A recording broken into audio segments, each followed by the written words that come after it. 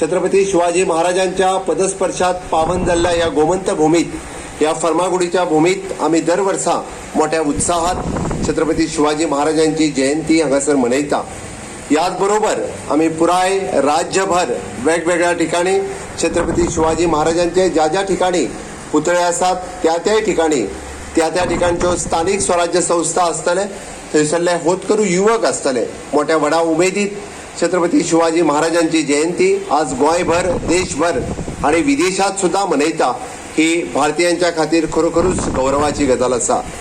392 वर्सां उपरांत आज महानायक छत्रपती शिवाजी महाराज हांची जयंती पुराय देश आणि विदेशात मनोवप ही खरोखरूच देशवासियां खातीर एक महान घटना आसा।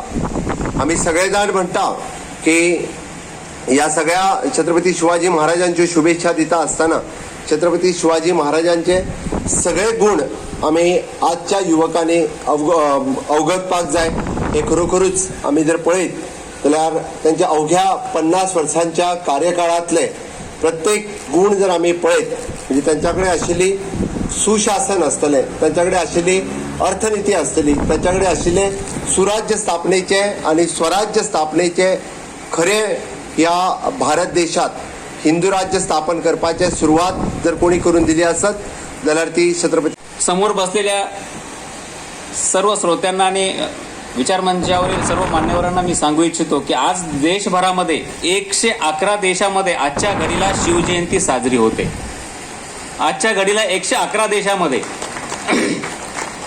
महाराष्ट्र आणि गोवा भागामध्ये तर होतेच, म्हणजे शहरामध्ये होते, ग्रामीण भागामध्ये होते। मी स्वतः मध्य प्रदेश सरकारच्या वतीनं साजऱ्या होणाऱ्या शिवजयंतीला प्रमुख पाहुणा म्हणून गेलो, कर्नाटक सरकारच्या शिवजयंतीचा प्रमुख पाहुणा म्हणून मी गेलेलो आहो आणि आज या ठिकाणी गोवा सरकारच्या वतीनं साजऱ्या होणाऱ्या या शिवजयंती महोत्सवाचा मी प्रमुख पाहुणा म्हणून आलेलो आहे। याशिवाय जवळपास 500 पेक्षा ठिकाणी जास्त महाराष्ट्रामध्ये, कर्नाटक आणि मध्य प्रदेश आणि आज गोवा या 4 राज्यामध्ये 500 पेक्षा जास्त ठिकाणी शिवजयंतीच्या माध्यमातून फक्त व्याख्यानासाठी किंवा वेगवेगळ्या कार्यक्रमाच्या माध्यमातून गेलेलो आहे।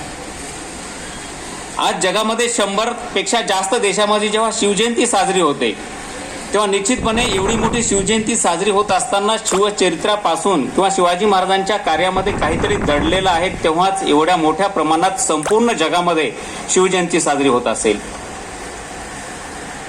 व्हिएतनाम सारखा अतिशय छोटा देश आहे की ज्या देशानं अमेरिकेसोबत बरेच वर्ष संघर्ष केला आणि अमेरिकेसारख्या जागतिक महासत्तेला सुद्धा शरणागती पत्करावी लागली, त्या व्हिएतनामच्या राष्ट्राध्यक्षांनी सुद्धा भारतामध्ये आल्यानंतर असं वक्तव्य केलं होतं की हे संपूर्ण यश आम्ही जे मिळवलेलं आहे ते छत्रपती शिवाजी महाराजांनी मिळवलेलं आहे।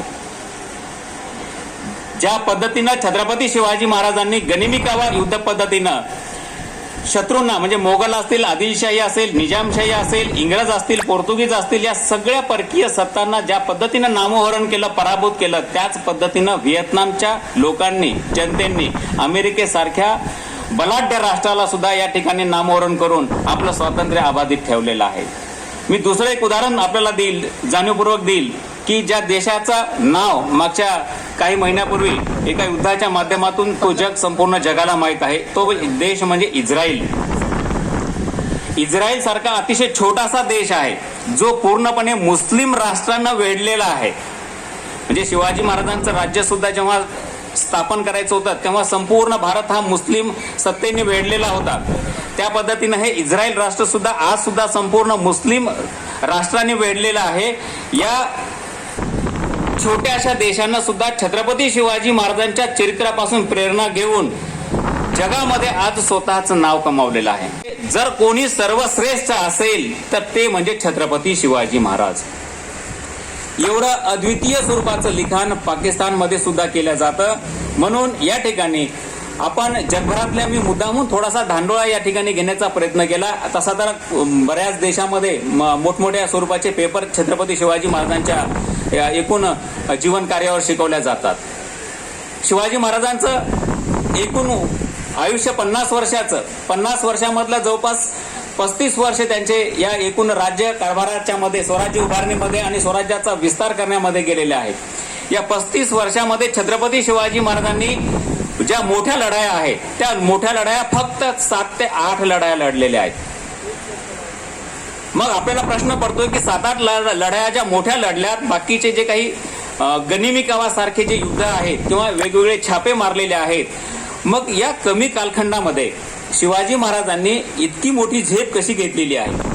एकूण आयुष्य 50 वर्षाचं, म्हणजे 18,316 दिवसांचं शिवाजी महाराजांचं आयुष्य, त्यात 16,242 दिवस शिवाजी महाराज एकाच ठिकाणी बसून राज्यकारभार करतात. सुराज्यामध्ये रूपांतर करण्यामध्ये शिवाजी महाराजांना प्रशासनाची निर्मिती करावी लागली आणि ती प्रशासनाची निर्मिती त्यांनी 27 वर्ष राजगडावर कारभार केला आणि 8 वर्ष रायगडावर बसून कारभार केलेला आहे. आणि मग शिवाजी महाराजांनी जेव्हा सुरुवात केली स्वराज्याची उभारणीची, तेव्हा शिवाजी महाराजांकडे फक्त 36,000 रुपये उत्पन्नाची एकमेव छोटंसं राज्य होतं, ज्याला जहागीर म्हणतो आपण. 36,000 रुपये वार्षिक उत्पन्न देणाऱ्या छोट्याशा जहागिरीपासून शिवाजी महाराजांनी आपल्या कार्याची सुरुवात केली.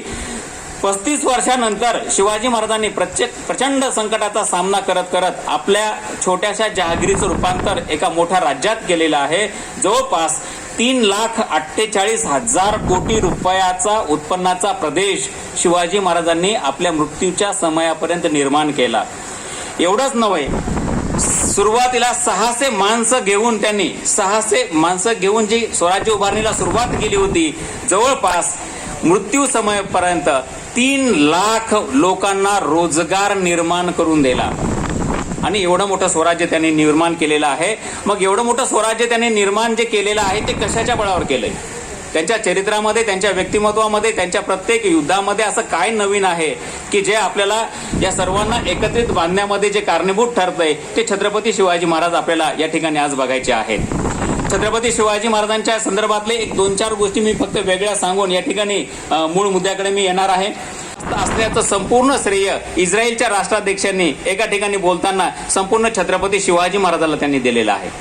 एवढंच नसून आपलं शत्रू राष्ट्र म्हणून आज नव्यानं पुढे येत असलेलं एक राष्ट्र ते म्हणजे चीन. या चीननं जेव्हा साम्यवादी क्रांती 1949 साली झाली, तो चीनचा जो माओ त्से-तुंग नावाचा जो नेता होता, त्या माओ त्से-तुंग नेत्यांनी चीनमध्ये इंग्रजांच्या विरोधात ती क्रांती यशस्वी केल्यानंतर त्या यशस्वी क्रांतीचं संपूर्ण श्रेय छत्रपती शिवाजी महाराजांना दिलेलं आहे. मग तो म्हणतो की ज्या पद्धतीने छत्रपती शिवाजी महाराजांनी गनिमी काव्याच्या माध्यमातून मोगलांसारख्या, इंग्रजांसारख्या, पोर्तुगीजांसारख्या बलाढ्य सत्तेला ज्या पद्धतीने हरवलेला आहे, पराभूत केलेला आहे, त्याच शिवाजी महाराजांच्या या गनिमी काव्याचा आम्ही अवलंब केला आणि इंग्रजांचा आम्ही पराभव करू शकलो.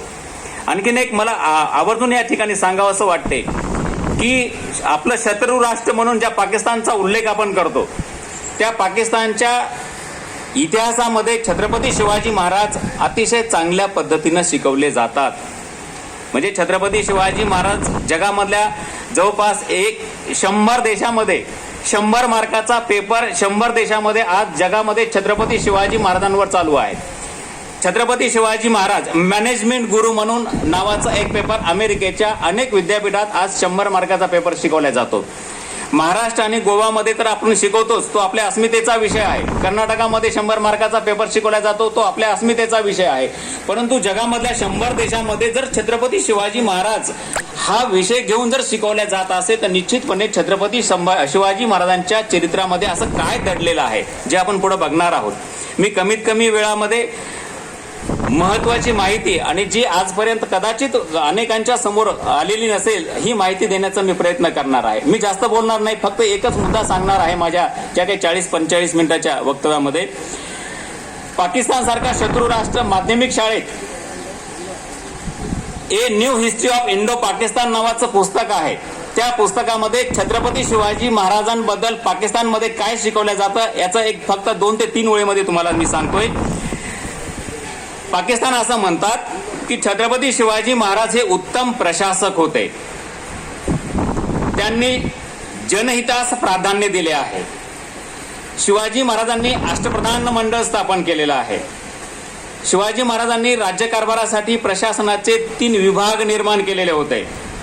शिवाजी महाराजांनी जबरदस्तीनं एकही कर लादला नाही आणि लावलेला नाही.